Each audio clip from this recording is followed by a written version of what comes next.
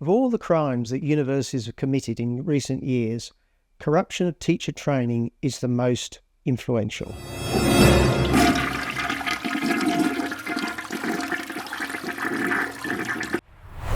Now, don't get me wrong, I'm a huge fan of a lot of the things that the modern day universities do.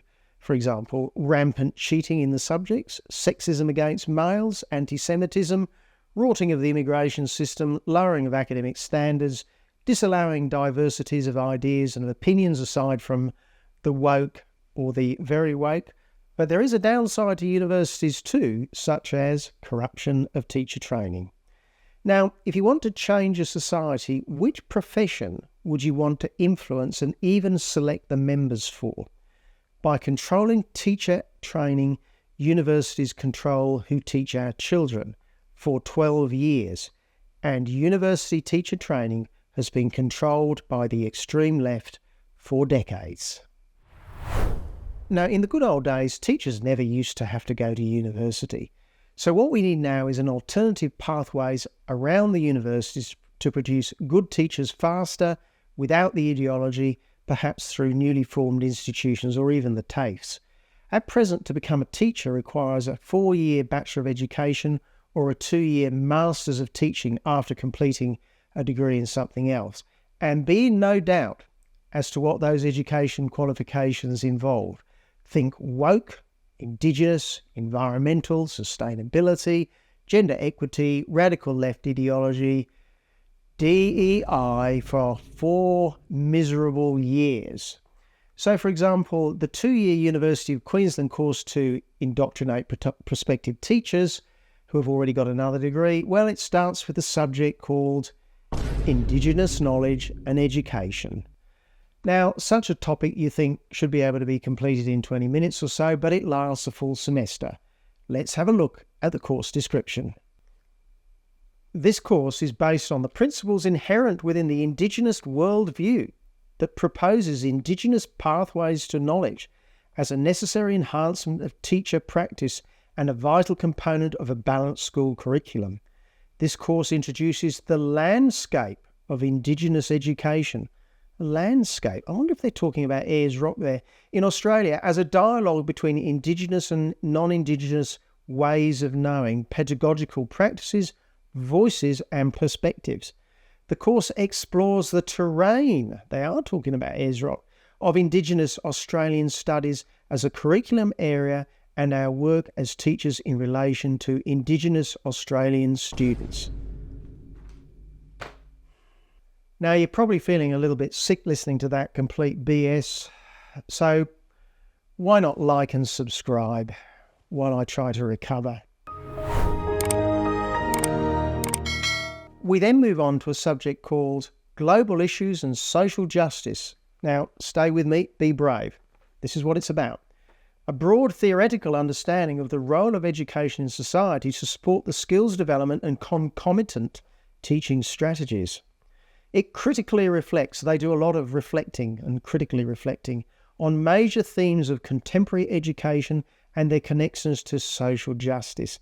In doing so, the course aims to prepare pre-service teachers for cognitive mastery. That means they know about stuff. For key educational principles and methods concerning the why, what and how we educate, with a particular focus on recent developments in social justice discourses.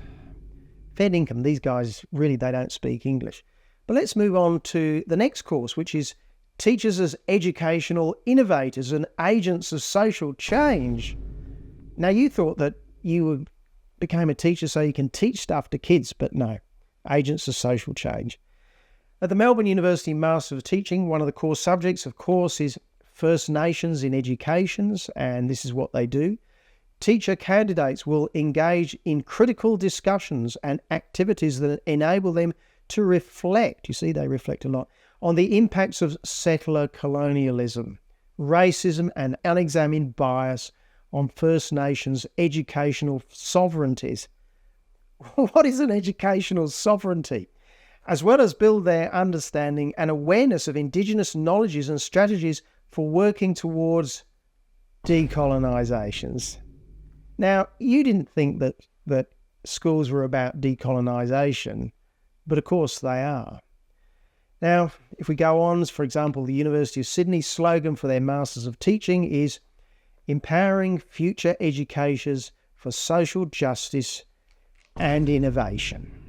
Now look, to be fair, they're not being sneaky about what they're doing. They're not hiding what they're doing. They're quite openly in the business of changing our society. In fact, I would argue destroying our country. Now, all this stuff is obvious BS, but the point is that you either have to spend 4 years or minimum of 2 years. You've got to get through this stuff. It'd be worse than having your toenails pulled out for 2 whole years. So the only people who can get through these courses and ultimately become a teacher are those with a staggering ability to say the politically correct thing while actually thinking the opposite, or, and this is the most likely, or people who are fully signed up to this complete nonsense in the first place, probably a result of indoctrination at school as well.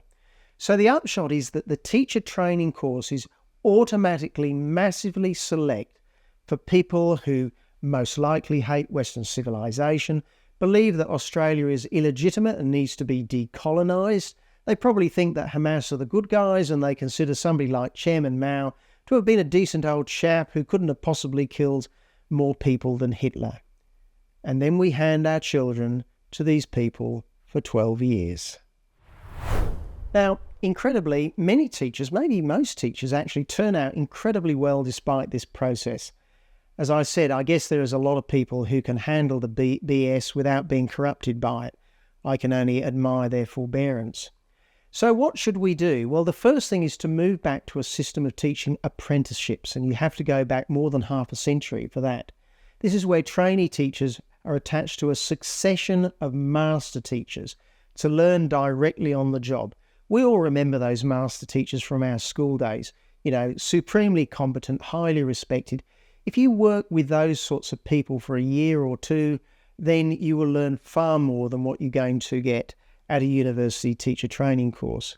Now look, there is a small amount of actually useful educational theory, but that could be taught in a couple of months, mostly online. And of course, trainee teachers would need to have the requisite background knowledge for their subjects they teach, but that's easy to gauge with an entrance exam, and any deficiencies can be rectified by online courses, especially in maths and English, which are the crucial things.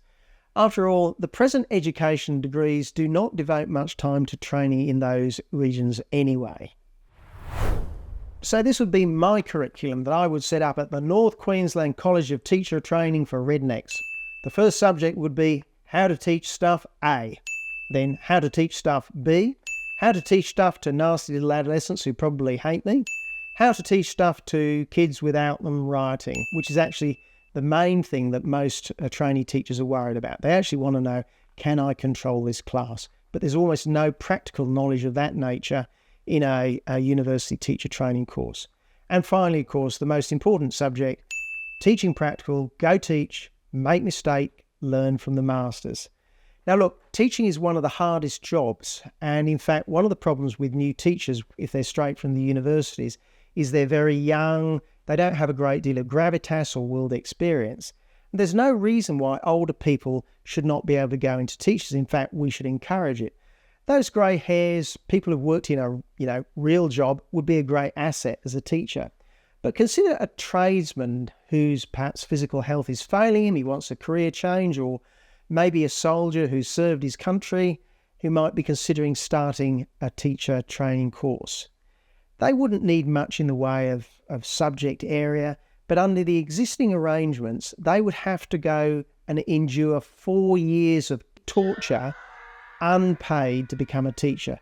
So it almost never happens, and those really valuable people who we could have in teaching, we lose them. We need an alternative pathway that goes around the universities.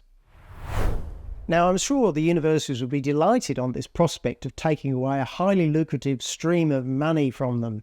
And remember, the big universities are big and powerful with multi-billion-dollar budgets, and they have legions of people working for them, pumping out stories about how wonderful they are. And because they're also hunting packs like the Group of Eight, which is all the big sandstone universities getting together, they make the CFMEU like a bunch of amateurs when it comes to beating up anybody who crosses them. So making these changes would be, well, there'd be a bit of opposition, I think. However, the university's record of failure has become so well known in recent years that community respect for them has greatly diminished. Thus, while reform of teacher training would be resisted, it is certainly possible. Taking away one of their present functions, or at least their monopoly on it, would be a great place to start reform of the universities. But more importantly, it would strike a strategic blow in the culture wars, how our children and what our children are taught or not taught.